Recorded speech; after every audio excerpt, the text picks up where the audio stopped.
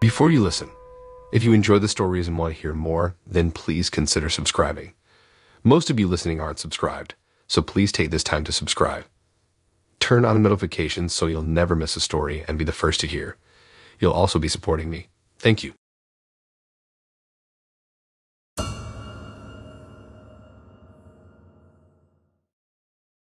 This messy situation first started out innocuously enough several weekends ago when a longtime friend Jen invited me to hang out with her and some new guy she was seeing at our neighborhood park.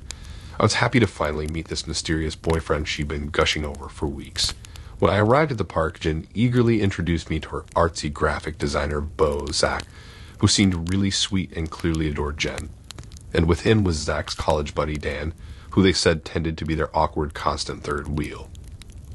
Dan was classically handsome in a polished, preppy way, chiseled jaw, bright blue eyes, and a shiny mop of thick chestnut brown hair. His crisp pastel Lacoste polo and nice watch gave him an aura of understated privilege. Although he wasn't necessarily my usual type, we hit it off surprisingly well chatting in the picnic blanket about our jobs, favorite travel spots, and other harmless small talk. When Shy Dan finally got the nerve to ask me out to dinner a few days later, I found his bashfulness and attentiveness charming and exciting. At the time, there were no blaring alarms that would indicate getting involved with this guy was a bad idea destined for disaster. Our big first date night finally arrived later that week. Dan texted me that he had reservations for us at an incredibly upscale contemporary French restaurant downtown I'd been dying to try. I truly was blown away and impressed when I arrived. Dan had clearly gone all out, scoring an intimate corner table complete with candlelight and roses. He ordered us pricey glasses of fine imported wine without even glancing at the menu, insisting I get anything my heart desired. That money was no object tonight when it came to pleasing me. It all felt incredibly lavish and romantic at the time, catching me up in how genuinely Dan seemed invested in earning my affections. Throughout the multiple exquisite courses of our meal, Dan kept casually steering the conversation back toward boastful references about his ample trust fund from his family's old money and illustrious job as a hedge fund whiz kid that afforded him immense wealth and privileges well beyond his years. At certain points, his humble bragging almost bordered on arrogant, like he was trying too hard to convince me of his elite social echelon and access. But I tried brushing it off, assuming maybe Dan was just socially awkward or nervous with intimate conversation. When our extravagant check arrived at the end of the long meal, I graciously reached for my purse to cover at least my hefty portion of what was likely $300 worth of rare wine and decadent cuisine. But Dan gently placed his hand over mine, insisting no perfect gentleman could ever fathom forcing a queen like myself to pay on a luxurious night out such as this. At the time, I thought it a bit old-fashioned but nonetheless charming display of chivalry on this fancy first date. I thanked him profusely for the undeniably delightful, pampered evening as he drove me home. That glowing perception admittedly shifted pretty quickly, however, the very next morning, when I was jolted awake by increasingly frantic texts and calls from my bank alerting me to multiple insufficient funds notifications in connection to my debit card on file. Confused and mildly annoyed, I called my bank to see what was prompting overdraft warnings on a card I rarely used for big purchases. But when the monotone automated voice rattled off most recent transaction, $340 to Ches Pierre French Bistro from last night, the reality of Dan's deceit hit me like a truck. Livid and seeing red, I immediately phoned the restaurant to desperately try sorting out what shady business had gone down after I left Dan to ostensibly pay both our bills in full on separate cards. But that's when the dutiful manager informed me Dan had ever so politely asked to split our extravagant toil between two cards when I wasn't paying close attention, only to then have his card declined later on due to mysteriously insufficient funds. According to the manager, Dan swore up and down it must simply be an embarrassing bank error, though, and promised to dash to the ATM right around the corner and return promptly to settle our bill in cash, since his lovely date had already departed and was expecting him to cover. Of course, as I'm sure you can predict, Slimy Dan never returned at all that night. Just completely stunned and disgusted by Dan's entire elaborate ruse unfolding, I immediately dial up my friend Jen to relay in utter outrage what her skeezy college pal had just put me through. And that's when Jen then dropped the second bombshell about what a fool I'd been dealing with, Apparently her boyfriend Zach had very recently discovered through old classmates that Dan had pulled this wealthy charm facade and fraudulent credit card issues dining scam to slickly stick multiple recent dates across surrounding towns with exorbitant restaurant tabs exceeding over $1,000 when all was said and done. Clearly, this polished grifter had crafted an art out of scooping in to impress women with promises of his immense fortune and penchant for lavish high-end fare. He flashed literal cash around to demonstrate his means, knowing it would cause his unsuspecting dates to freely order the costliest items on menus out of his supposed league. And then the crook would wait until the last moment during payment to fake emergencies about his cards not working, so the entire extravagant bill fell solely on the woman as he vanished. Despicable and rotten to the core. Well, Jen and I were absolutely not going to stand by quietly and let this preppy serial scammer financially take advantage of yet another kind-hearted woman trying her luck at love and trust. We promptly marched our evidence down to the police station and filed detailed fraud reports, complete with the restaurant manager's signed testimony about Dan's suspicious activity. To add duplicitous insult to injury, about a week later, that snake Dan still had the unbridled nerve to text me asking if I was free the upcoming Friday, because he had such a marvelous time getting to know me and could really see a future for us. When I immediately replied telling him off about the unpaid $300 bill and lifetime blacklist from the swanky restaurant, this two-faced charlatan genuinely seemed shocked and offended that I would dare accuse him of any sort of financial wrongdoing. Said he always paid his tabs and couldn't fathom why I was being so unhinged and hysterical over what must be a mix-up. It was just a typical dreary afternoon as I finished up some paperwork at the accounting office where I work. As I logged into my Facebook account to take a quick break from balancing spreadsheets, up popped a notification about a friend request from someone named Vanessa along with a message. I clicked over and saw the request was from a woman with the username Nessa Love. Her profile picture showed a smiling brunette who looked to be around 25, much like myself. In the photo, she had sparkling green eyes and dimples, wearing a pink floral top that complemented her tan skin. Her message read, "Hi, I came across your profile and really loved reading about your interests. Seems we have a lot in common. I'd love to grab coffee sometime this week if you're interested." I browsed through Nessa's photos and bio. She was into yoga, played recreational soccer, enjoyed live music, and worked part-time at a dog shelter. All things that appealed to me. After a few minutes contemplating, I figured why not meet up and approved her request, suggesting Saturday afternoon coffee plans. We exchanged a few more Facebook messages over the next couple days, hammering out details. Saturday rolled around and I arrived at the Little Bean Cafe a couple minutes before 1 p.m., the time Nessa and I had agreed to meet. I ordered an iced vanilla latte and found a small table at the front windows to sit so I could watch for her arrival. I sipped my drink anxiously as I watched people walking by outside, expecting to spot her familiar smile any minute. 1:15 ticked by, then 1:30 with still no sign of Nessa. By 1:45 I was battling creeping disappointment, wondering if I had the meeting time wrong or if something had come up for her. Finally, around 2, the entrance chimes rang as the cafe door swung open. I did a double take as I spotted the woman walking towards me in an ill-fitting floral dress. Whereas Nessa's photos had shown a slender athlete with effortless style, this woman shuffling over was at least 60 to 80 pounds overweight with messy, greasy hair. As she got closer, I was hit by a powerful wave of body odor emanating off of her. Did she mistake the meeting place or time? I stammered awkwardly as she introduced herself as Vanessa. This was the same Nessa from Facebook, somehow looking nothing like her photos at all. Trying to hide my horrified reaction, I asked politely if Nessa wanted to order something for herself, but she declined. As we made stilted small talk, everything just got worse. Up close, I realized her floral dress wasn't just oversized and unflattering. It was outright filthy with numerous suspicious-looking stains. When Nessa laughed, I cringed at her yellowed teeth and the flecks of food stuck in them. She was completely oblivious to social cues as she prattled on about her various health issues over the last few years, not hesitating to describe graphic medical problems in nauseating detail. I subtly tried texting a few friends under the table to call with an emergency to end this nightmare date, but had no luck. The next 20 minutes until Nessa excused herself to the restroom, quite possibly the longest of my life. As soon as she was out of sight, I texted my roommate Evan to call me back immediately with something urgent. Mercifully, within 45 seconds, my cell phone rang, displaying Evan's number. I answered, putting on a concerned expression, claiming Evan had fallen climbing the shelves in the garage and hurt his ankle.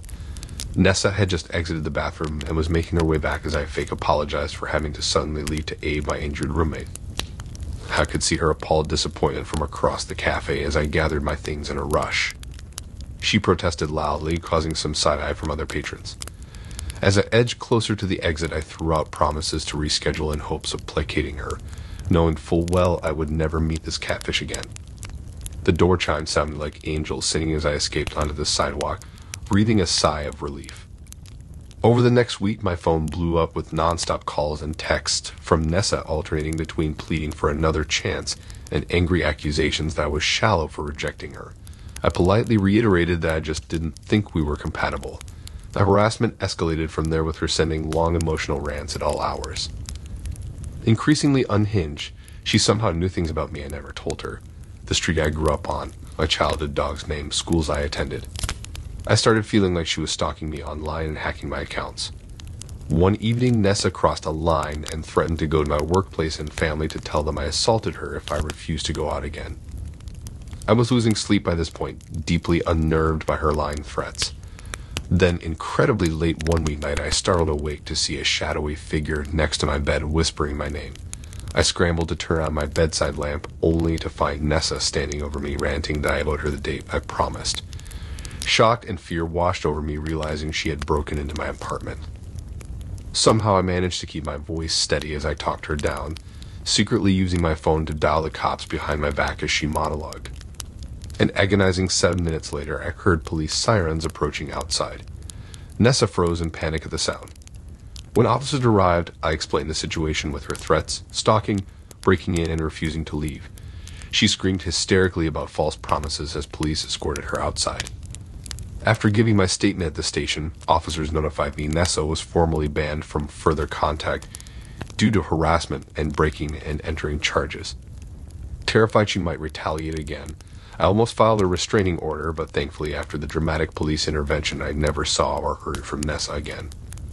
I'll never ignore red flags or agree to meet strangers online after that horrifying catfishing experience.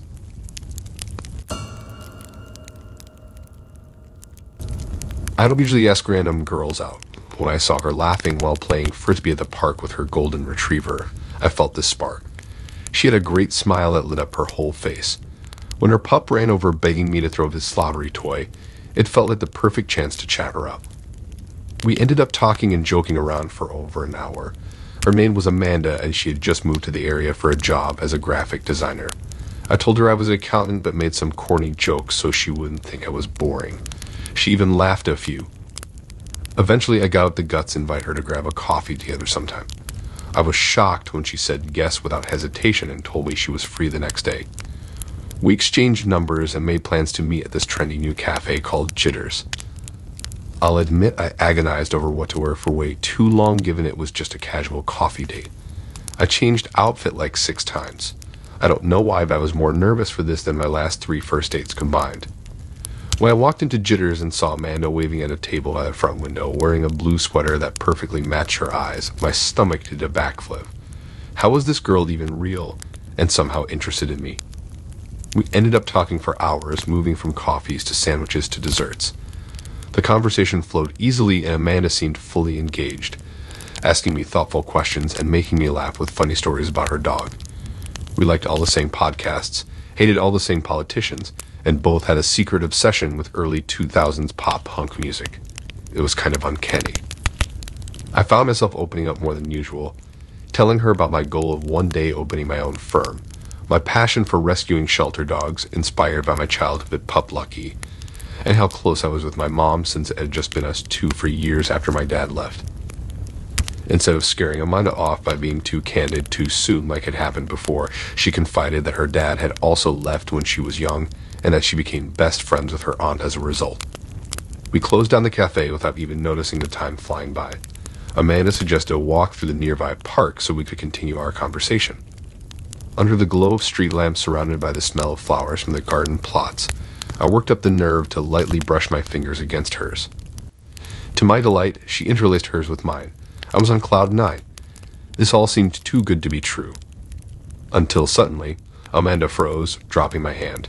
She was staring across the lawn, eyes locked on a couple having a picnic under a towering oak tree, bottle of wine and cheese plate laid out.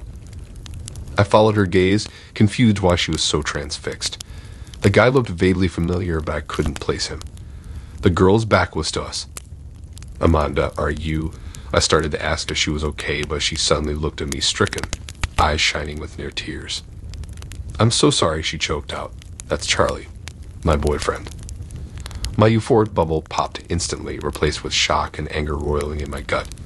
She had a boyfriend. So our magical date, her flirtatious touches, the kiss we almost shared, it was all a lie. Before I could even process this bombshell revelation, Amanda was giving me a mournful look and mumbling another apology before turning and rushing away, leaving me stunned, speechless amidst the flower beds. I stood there frozen for who knows how long, mind racing. She had a boyfriend named Charlie. They clearly were still dating if they were cozied up having a romantic late-night picnic, which meant Amanda had blatantly cheated on him with me. The perfect girl I'd bonded with for hours, who I was convinced was totally smitten with me, had tricked me into being her illicit side piece. I felt sick with anger and embarrassment. I couldn't even wrap my head around someone doing something so deceptive and cruel. I never saw Amanda again after that night. Good riddance. Her poor boyfriend, though. Part of me wanted to somehow warn him about her shameless cheating. But it wasn't my place, and I wanted no further connection to her after that duplicitous deception. I definitely took a good long dating break after my night with Amanda. Got me a bit commitment phobic, if I'm being honest. That was by far the worst first date of my life. Discovering the cute girl I hit it off with had zero qualms about blatantly cheating on some poor clueless sap. Here's hoping I never again encounter such a deceitful two-timer. Fool me once, shame on me. I learned to spot red flags after Amanda, though.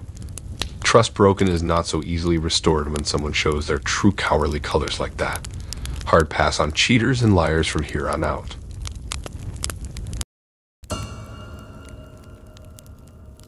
It was a perfect gloomy autumn afternoon last October when I made my weekly visit to my local library downtown.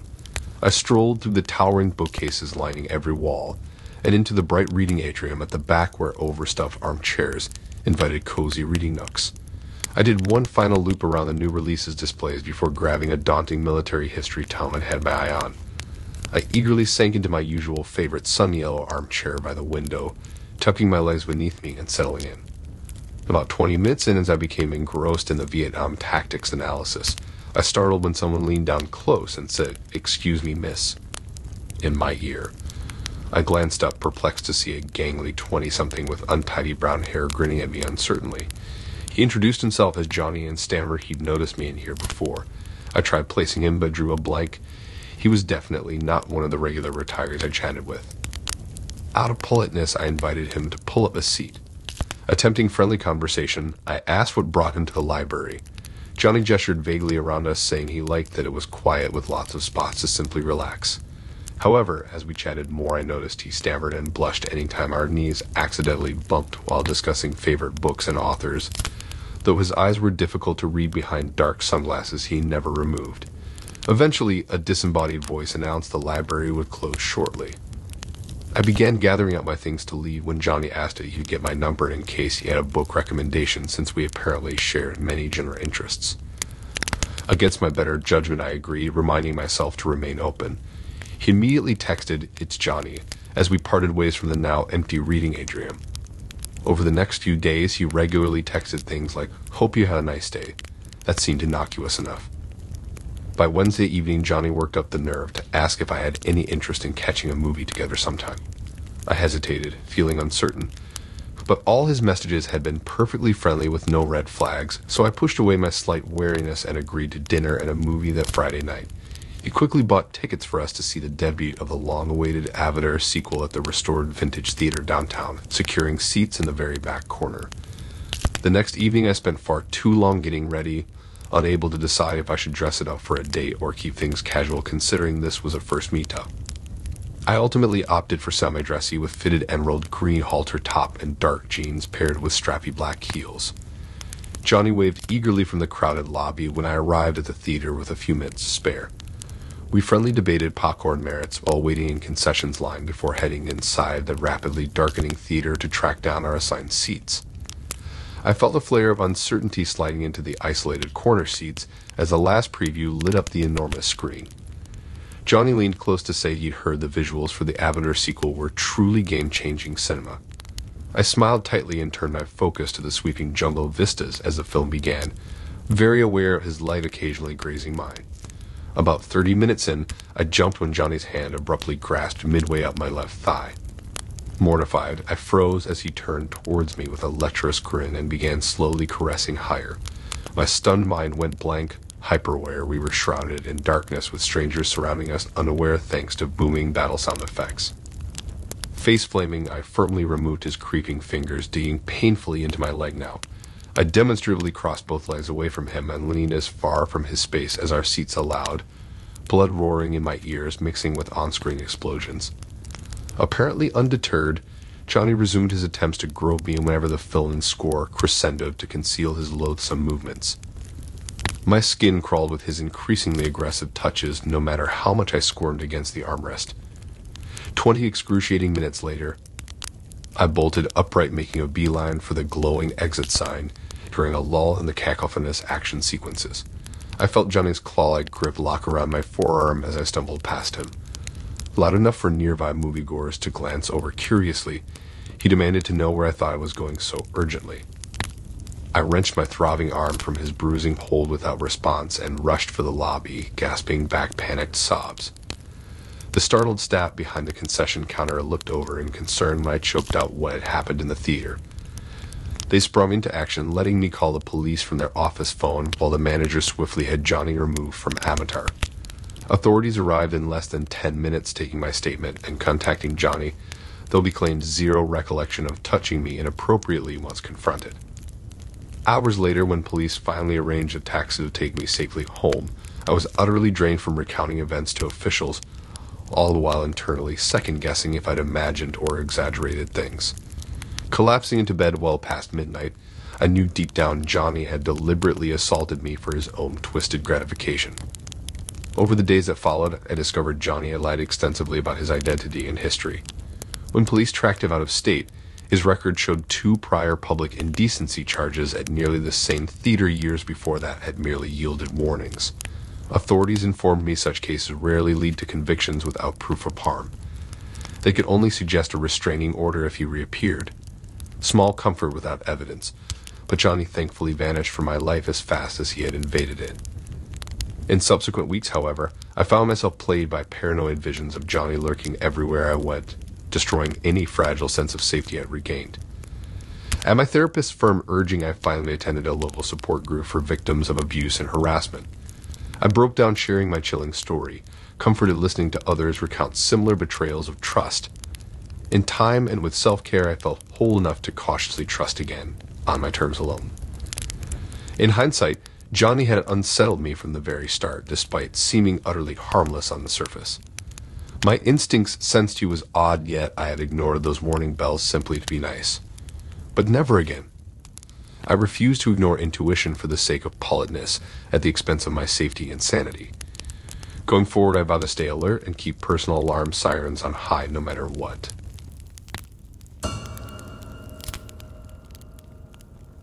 When I first matched with Toby on Tinder, his comfort talking about deep stuff made me feel like we had this amazing connection right off the bat.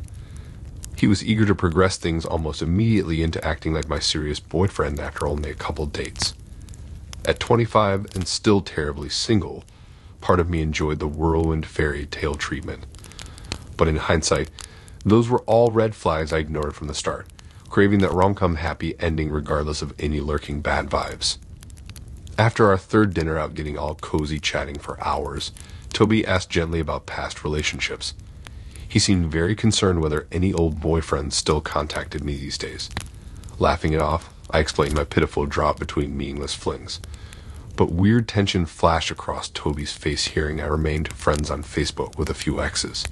He quickly apologized for prying, though, so I brushed off his momentary oddness.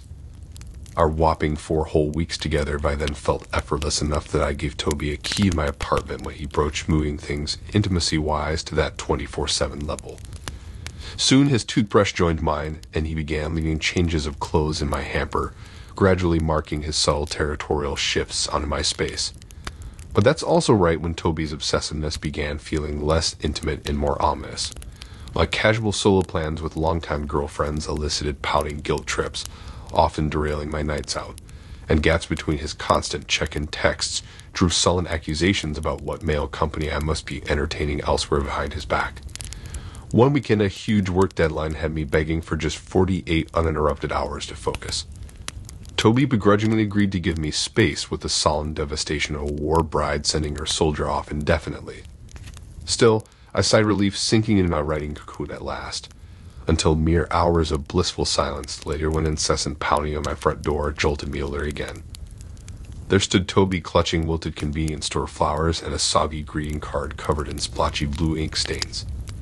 He penned me an epic 3-page apology letter for being so cruel as to abandon him for my selfish career interests. The guy had clearly spent the entire day just spiraling WebSocket and working himself up into this sobbing wreck on my welcome mat. Too drained to walk him through compassion lessons on trust and boundaries, I simply sighed and let Toby inside before triple locking the world safely out again. Over peppermint tea, I softened my tone to explain more clearly that his level of neediness felt truly suffocating at times. How could we nurture healthy love if my autonomy remained squelched? Toby listened solemnly, head hung low in dramatic shame. He agreed to start counseling for his obvious attachment issues rooted in childhood blah blah blah. Of course, I sympathized deeply, even getting excited to support his therapeutic journey towards security and stability. But that shiny remorse wore off fast once life's stresses inevitably distracted me from babysitting his vulnerabilities again soon after. Like when my grandfather died unexpectedly just a month later, sending me reeling into funeral planning and family chaos states away.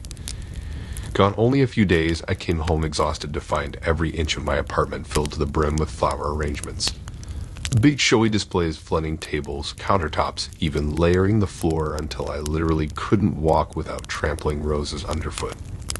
In their epicenter stood Toby clutching a comically large teddy bear, grinning eagerly for his condolence efforts to cheer me up, while I rightfully flipped out over the overwhelming, uncontrolled gesture invading my grievance process. He, of course, couldn't comprehend where things went wrong. But the final straw came when I opened my laptop to organize travel receipts. Up flashed Cray's accusations on email drafts to my ex-boyfriends, former work colleagues, even elderly family members. Toby had concocted delusional tales painting me as some heartless narcissist stringing along lovesick victims, detailing what torture methods might make fitting punishments. Mortified at his dangerous spiral, I immediately called us quits for good and said I'd be contacting authorities. Well, that completely set off Mount Vesuvius. Toby erupted with such hideous venom, calling me every demeaning word ever invented before swearing I'd regret this cruelty for the rest of my hopefully short selfish life. His bilious temper tantrum built so violently I genuinely feared things might turn physically dangerous too. Luckily, he opted to storm out shouting threats over ruining my reputation and career instead of immediate harm. But over subsequent weeks, his bitter harassment persisted through every communication channel possible: unhinged emails, vaguely ominous Facebook messages from obvious fake accounts, letters delivered to my office repeatedly requesting explanations for why I enjoyed hurting innocents so heartlessly, etc. Close friends had to talk me down from getting a restraining order at first, hoping Toby would move on if I just cut ties completely. But when I spotted him skulking around my gym parking lot one dusk as I left spin class nearly 2 months later, every alarm blared urgently again. The police finally listened more closely too upon hearing his frightening persistence. Though without enough clear immediate danger demonstrated, their power felt frustratingly limited still.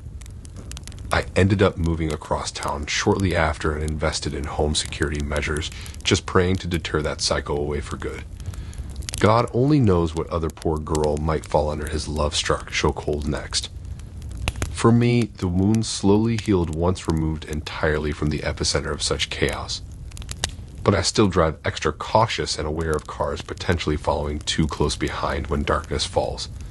And sudden unexpected knocks at my new door always inspire paralyzing breaths, held tight until certainty sets my lockdown world safely spinning once more, because that terror imprinted on my once innocent heart knows monsters often disguise themselves cleverly as dream lovers and charming princes, until intimacy reveals the sinister obsessions coiled tightly underneath the surface, waiting to constrict unsuspecting affections in a ruthless death grip impossible to break.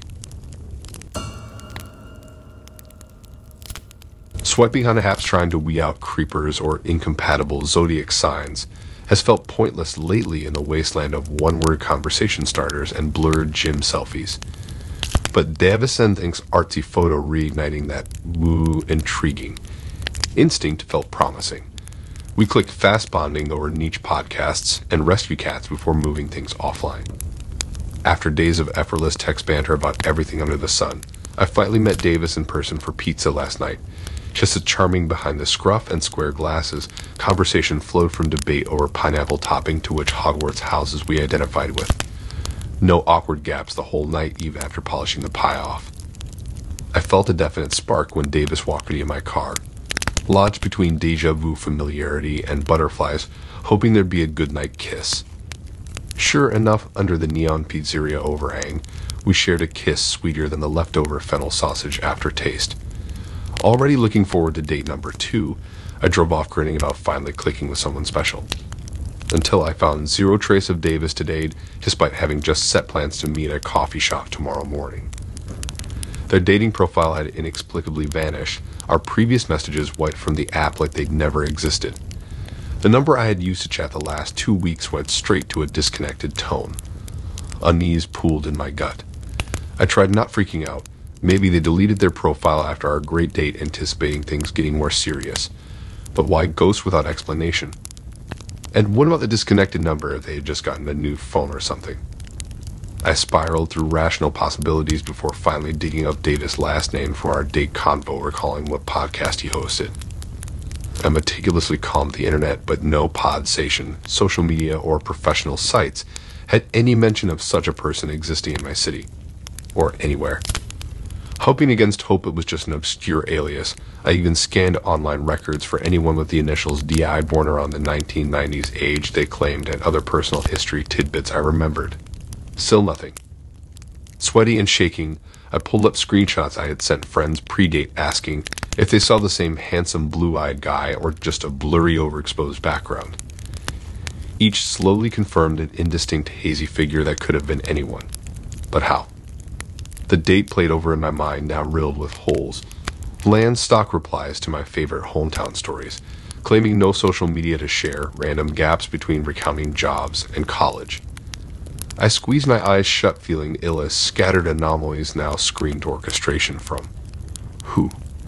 Someone had perfectly mirrored my interests, style, and humor to create some phantom dream guy. But why? Just to toy with my very real emotions, only to later vanish without bothering to even retain a viable paper trail. The kiss burned ugly in retrospect. Some stranger's lips that knew intimate early details only because they were preying on my trusting openness to connect. I scrubbed at my mouth in the shower until it stung. Of course, none of my frenzied allegations yielded any fruit with fuzzy photographs and redacted contact info. I couldn't even pinpoint when exactly the turning point may have happened towards deceit. Enough tickets canceled that first week from family emergencies or dead phones that meetings were always postponed for hindsight suspicion. Friends attempted calming me down, saying I wasn't alone. Unhealthy dating app obsession is far too common. But yet if Davis turned out to be some bored catfish merely costing on to the next mark, I couldn't rest with the thought they cherry-picked vulnerability from my words to construct such an eerily ideal chemistry. The most sinister part was wondering whether our passion-filled goodbye kiss was just a spontaneous step in whatever twisted game was orchestrated at my expense, or if that equally invested tenderness meant somewhere they actually felt the way I had been so foolish to believe. Of course, asking was impossible with any trace of their existence thoroughly wiped out by design. All I could do was delete and block an app that had fostered a false sense of modern trust, and try warning others that behind charming messages may lurk something hollow and predatory feigning all the right moves. Something perhaps more complex than bored pranking or scams for gain, but nonetheless unwilling to allow its prey too close once we've already exposed our soft underbellies to its counterfeit affection. Maybe I ignored flags failing to materialize a full human, But the lack of closure or motive still sometimes interrupts everyday moments, fleetingly tricking me into wondering if I imagined the dark reality of deception. If Davis did feel that spark too, depending on wherever they vanished to. And if other shadows are still out there masking themselves in others' longings, slipping deeper into the cracks between how we want to be wanted and what watches silently just out of sight. I should have known the night was too good to be true. Namel asked me out to a lavish new seafood restaurant downtown. We had only been on a few dates, but he insisted on splurging.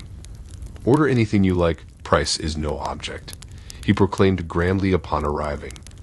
I dismissed his extravagance as harmless machismo. Only later did it become clear I was a pawn in sinister designs. A tuxedoed waiter led us to a cozy booth surrounded by luxurious fabrics and fresh orchids. The ambience exuded elegance and romance.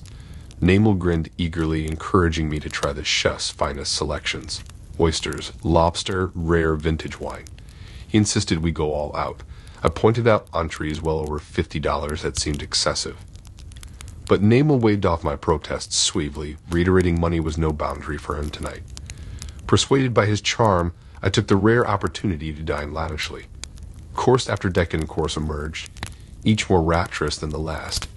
Namel gazed on approvingly as I savored exotic delicacies. He seemed utterly in his element, playing the big spender, signaling waitstaff discreetly for the next round of drinks. I felt swept up in a charmed Cinderella fantasy. One magical eve of pampering before real life resumed. By dessert, I was absolutely smitten, all prudent caution melting away. So when Namel abruptly stood up after coffee, saying he had to use the restroom, nothing seemed amiss. He planted a chaste kiss on my hand with a playful wink and promised to return momentarily. I smiled dreamily back, basking in a luxurious food coma. Watching his confident stride weave gracefully through the tables, I felt so lucky to be singled out by this worldly and generous man. Minutes ticked by slowly. 5 turned to 10. Namel still hadn't returned from the bathroom, and waitstaff hovered nearby awaiting the bill's payment. I strained to glimpse the restrooms, but they lay obscured behind screens and foliage. Had he slipped out unnoticed for a smoke break? Gallantry seemed unlikely paired with abandoning me alone here. After 15 excruciating minutes, I finally worked up the nerve to ask our server to please check on Namel. But when the waiter emerged, his grave expression shattered all hopes. The restroom stood empty, with no sight of my date anywhere on premises. The awful reality dawned instantly. Namel planned this cruel bait and switch all along. Woo a girl with false generosity, then disappear, leaving her shackled with the enormous bill. Utterly betrayed and panic rising, I pleaded desperately with management that I couldn't afford such astronomical charges. But their stone faces showed no leniency. I was on the hook for every cent of the $900 tab. All those delicacies I indulged in now calcified heavily in my gut like lead. I could hardly keep my hands from trembling examining the villainous receipt. Racking my brain for solutions through clouding distress, I ultimately had to call my roommate downtown to rescue me. She showed up frazzled with our emergency credit card in hand to pay the ransom. No doubt repercussions awaited from that financial blow, but the restaurant finally released me from guilt captivity. We drove home in stunned silence, fury growing steadily within me. I replayed every moment searching for clues to Namel's deception. But behind that polished facade clearly lurked a sociopath primed for such cruelty. He selected me as the night's mark, young, trusting, too eager to see the best in people. No doubt he had pulled similar scams countless times, wooing victims with over-the-top charm. But tonight, he chose the wrong target. I resolved right then to flip the scam back on its vile orchestrator. The hunter would become the hunted. Though Namel never left full name or contact details, I meticulously traced possible breadcrumbs. Single charge receipts and witness accounts from his other dates slowly yielded a trail. The swindler lived clear across town in a luxury high-rise under the alias Ryan. Quite the commute just to cruelly trick starry-eyed girls, but not even wealthy addresses could shield him from reckoning for long. I found his precious BMW in the complex parking deck and left a little surprise gift on the windshield, a framed photo of us at dinner, billowing smoke visible in the background. His building concierge readily accepted my delivery for resident Ryan's unit, and soon enough panicked texts poured in. My message received loud and clear, retaliate in kind for my public humiliation. In the following weeks, Nemo Rand's paranoia clearly escalated. His social media showed increasing erratic ramblings about someone stalking him. Sympathizing friends received bizarre warnings to stay alert for a woman from the seafood restaurant. I allowed hints to emerge just frequently enough to renew his fears without exposing myself fully. A wisp of perfume on his rear windshield. Restaurant logo stickers plastered around his gym haunts. A single rose left at tables he reserved for dates. His outrage was palpable, left impotent to act without definite proof I was taunting his unraveling peace of mind. Until finally I grew bored toying with such a weak, cowardly man. But a lasting impression remained necessary to discourage any future barbarities against other decent souls. I acquired a vial of scentless liquid laxatives online and tracked his beloved BMW to a mall parking garage. Under the security camera's plain sight, I poured the concoction liberally into his air vents. Let the lasting highlight of Ryan's lavish existence become soiling his prized leather seats helplessly as he drove home. Seeing the building alarm drew close by my watch, I strolled casually away without looking back. No more need to play games with this wretch. Time would inevitably bring karma to men who beguiled innocent hearts if vigilant sisters drew defensive line in sand. Wolves who disguise themselves in sheep's threads may evade earthly justice, but sizes of one's breeches won't impede heaven's clenching grip on their slimy bits once day of reckoning knocks stern and mighty on their doors. Whether or not we each triumph in tests of spirit while breaths still hang, death's maw treats all souls equal in the end.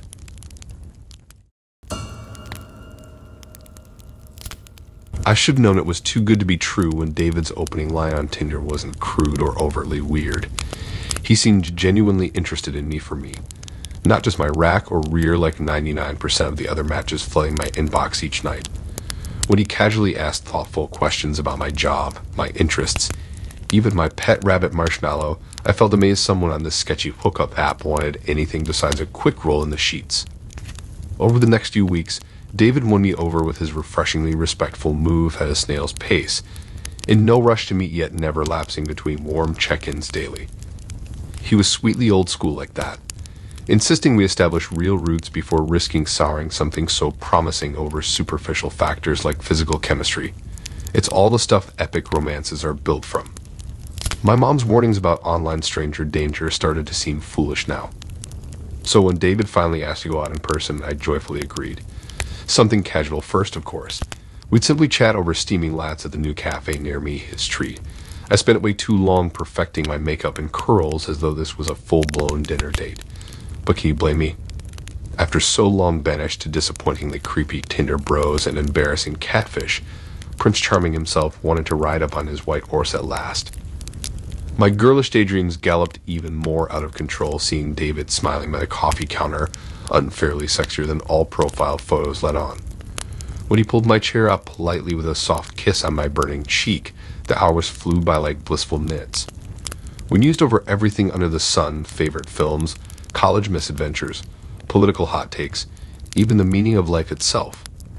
When he abruptly had to depart for night class, however, my heart deflated like a leaky balloon. I didn't want our enchanting first meeting to end, the promising thought of yet clinging in my dizzy mind. That's when he dropped the question.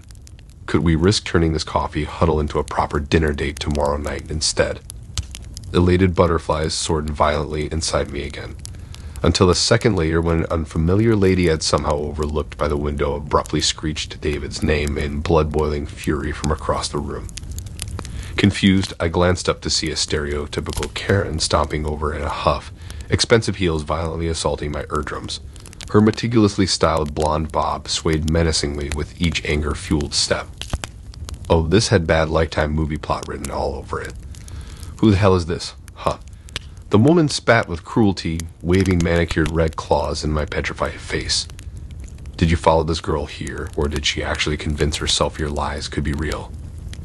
David instantly raised his palms defensively, shame and panic battling furiously for dominance across his rugged features. He stuttered through a jumbled introduction of me as a friend, and her as his live-in fiancée Melissa, together 5 years. My vision instantly tunneled to black at the edges. This had to be a sick joke, right? But Melissa erupted even more volcano-like, seeing straight through his worthless excuses about me, meaning nothing, just slightly insecure female attention he got stupidly addicted to. She then whirled her fiery outrage back my way, promising I'd deeply regret seducing another woman's loyal man with my pathetic pick-me-girl act. All oxygen vanished from my woozy lungs as reality crashed down with her vicious words. How had I let this total fraud so easily hurtle my every emotional boundary like some sappy CGI fairy tale? I wanted to vomit oceans remembering how intimately I gushed to David about past abuse, strained family ties, even lifelong dreams of adoption after modeling the graceful parenting he described so tenderly. This scummy sociopath now held all my deepest personal keys meant solely for a forever partner, and he had passed them right onto the shrieking banshee without blinking. The following weeks were pure agonizing hell. Incessant shocking rumors and harassing cyber threats flooded every device and account as this Ms. Crazy Eyes made good on her public warnings if I didn't stay far away from her deceitful baby daddy. She had easily turned almost everyone against the clueless, man-stealing other woman through strategic lies and pity plays.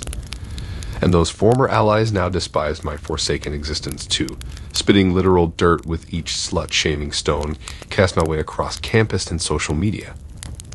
I eventually had to abandon entire communities and comfort zones just to feel safe from the former ghost named David, now forever haunting every shadow. My fault for ignoring blatant red flags, apparently. But how do you accurately spot warning signs when cunning wolves dress so convincingly in flawless sheep's wool? When I'd so foolishly forfeited natural human defenses for desperate scraps of counterfeit affection and intimacy from the ultimate undercover predator, a master manipulator disguised on lying as the nice guy of my dreams. If only happy endings after swiping right existed beyond clever clickbait and Hollywood delusions. But real-life villains don't conveniently develop consciences overnight, and this real-world Cinderella was left with nothing but the shards of her defective glass slippers after the spell catastrophically shattered. Prince Charming riding to glorious rescue was cynically scratched out forevermore by cruel Handsome's charming words etched mockingly into fragile skin. Thanks for listening in. If you like these stories and want to hear more, then please subscribe and like and support this new channel. We have more stories for you to listen to.